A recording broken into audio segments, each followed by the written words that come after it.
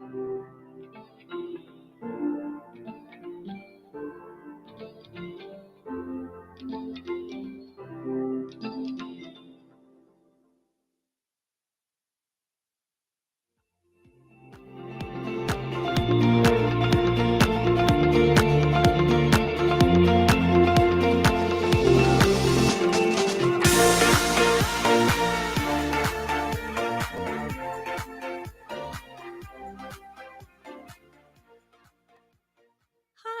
everybody.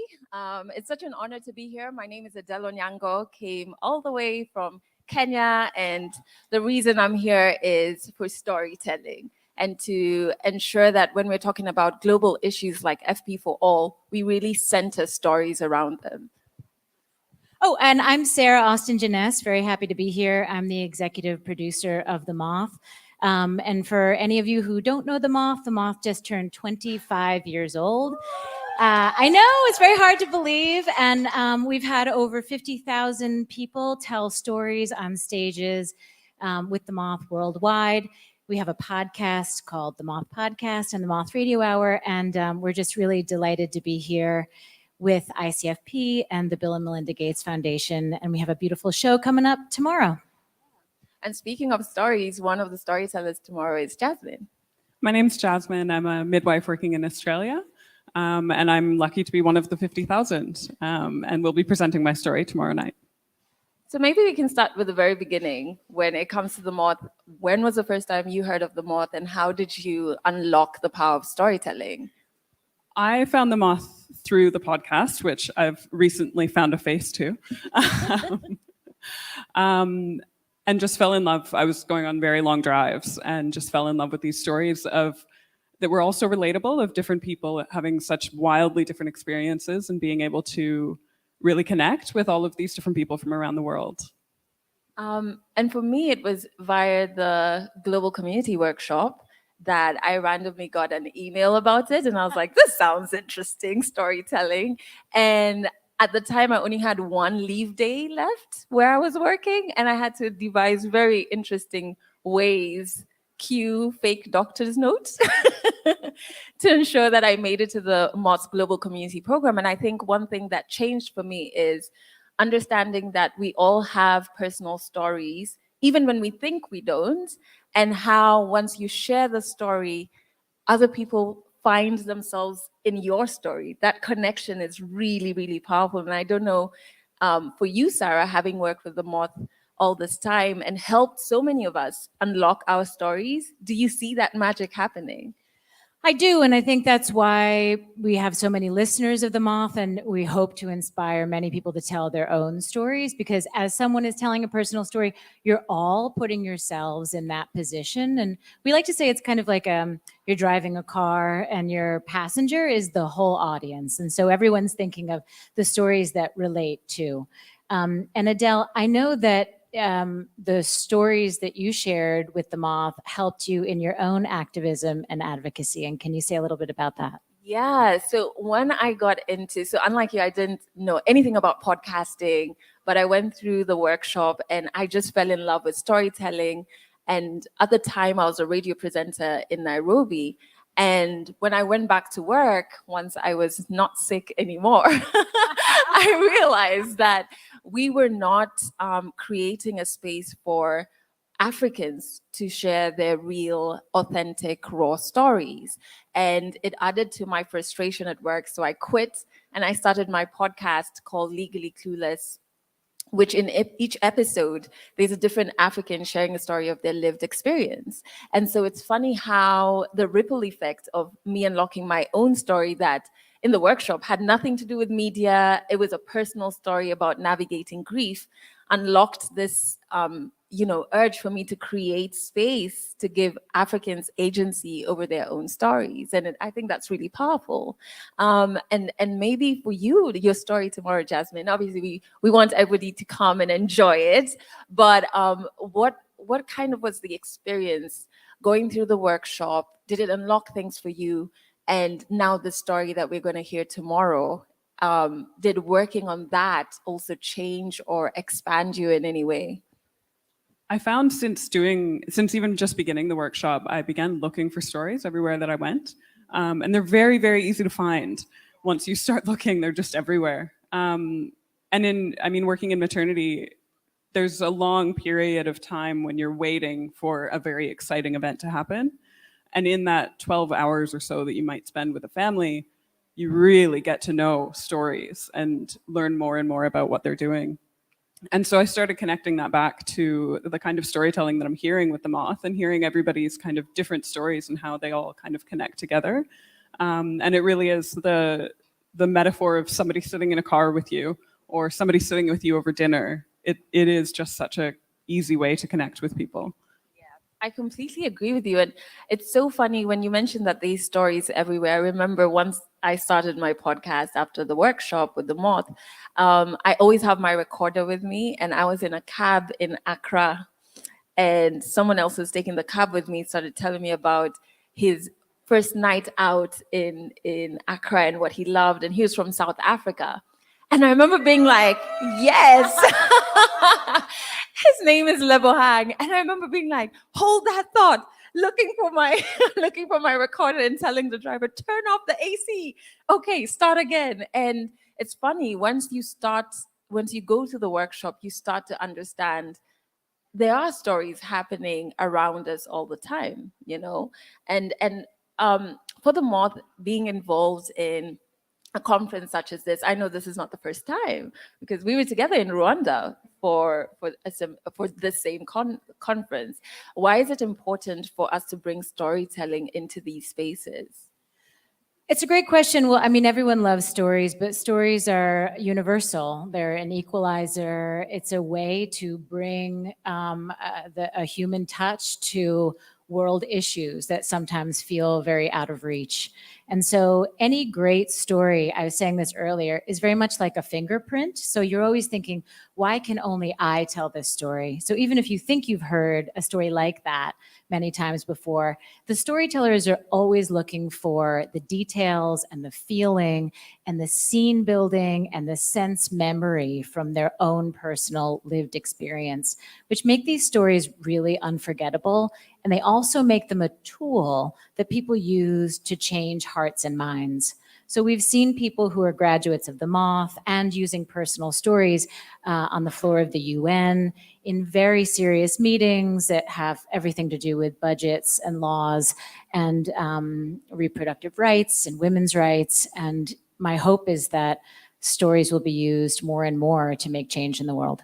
Yeah, and I think it's especially when we have conferences on global issues, it's very easy to get lost or stuck in the statistics and the numbers and the 1 in 3, 1 in 5, and forget that there's names behind those ones, there's stories behind those ones, and it makes it easier for people on the outside to understand issues. Once they hear the story, they're like, yeah, that shouldn't be happening. But if it was numbers, they kind of are just like, okay, 1 in 3, and keep on going. And I don't know, because Jasmine, your experience is working around birth work. I think that's the term you taught me today.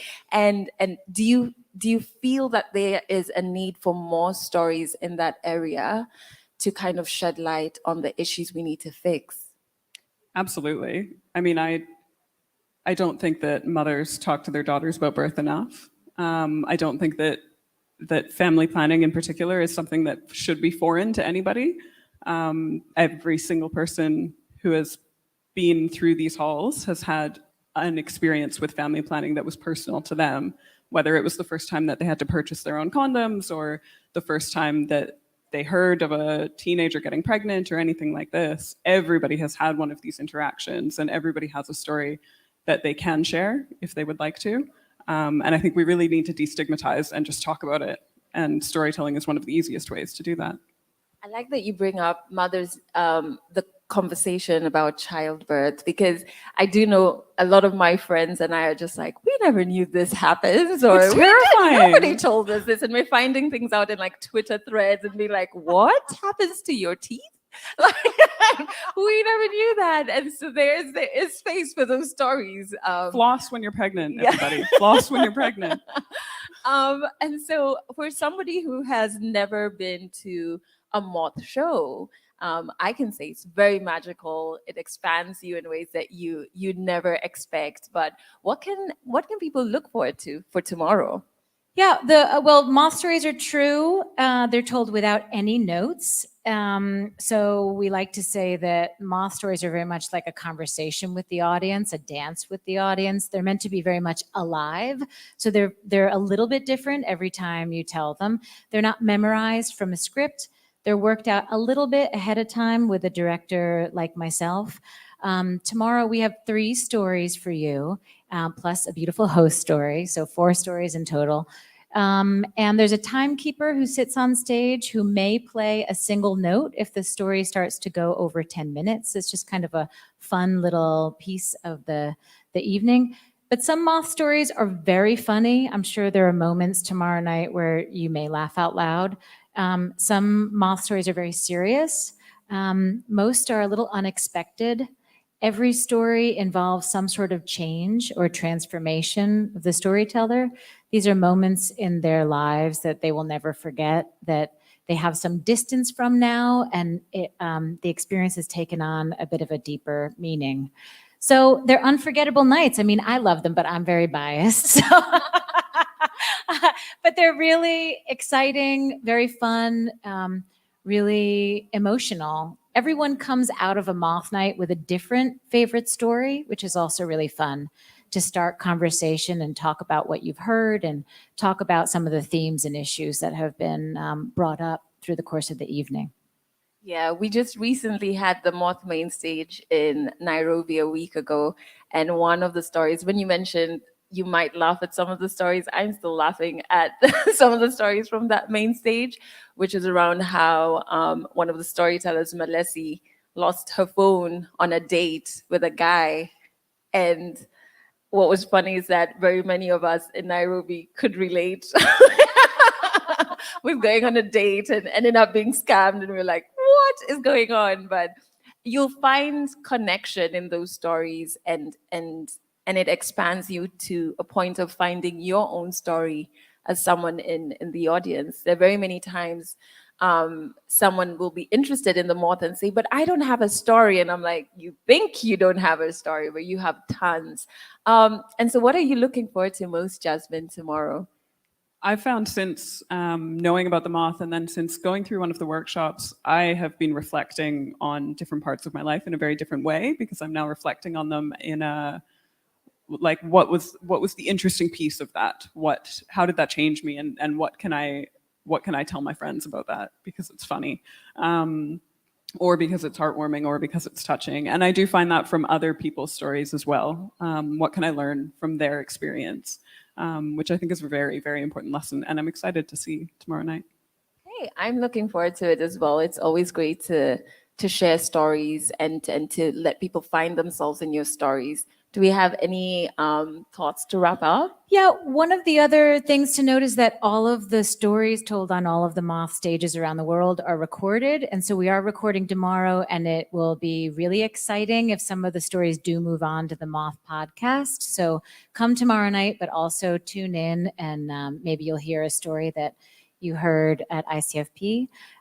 Also on the Moth website, themoth.org, we have a lot of prompts and the ability for anyone who is anywhere in the world to pitch one of their own stories and maybe show up on one of the Moth stages at some point in the future. So that's really exciting. So there's 2 things I want Sarah to expound on before we leave the stage. And the first is she's very humble about the podcast, the Moth's podcast. How many downloads annually do you have? Well, Adele, this year we just hit 100 million downloads annually. Yeah. That is a real number. Yeah. That is a real number. It seems like something my nephew would say when you ask how many scoops of ice cream he'd like, just a fake number. But in fact, it's real, 100 million downloads annually from people all over the world, which is really astounding and exciting. And it just means that during the pandemic and in times like these, and with such a seemingly fractured society, people are really looking for connection, and they really want to feel like they have community and that they are part of a larger unit. And so they're looking for stories everywhere. So I find it really inspiring. Last What's your second thing, question? Oh, no. maybe we can leave everybody who's watching with a story prompt so they can start searching for their own stories. Okay, great. So in the Moth Global Community Workshops, we say, if my life were a movie, one unforgettable scene would be Dun, dun, dun, dun. dun, dun. A moment my life changed forever was dun, dun, dun. Yeah. Or lastly, Moth stories, and any great story is all about a moment of change, but sometimes it's about a decision that you had to make. So one important decision in my life that I had to make was, and that could really kick you off into something beautiful that will connect you with others. Great. So it's a wrap, but we're looking forward to tomorrow evening. And if you're here at ICFP, do come for the Moths session tomorrow. You will love the stories, and it will definitely be a magical experience. Thank you. Thank you both. Thank you, everyone.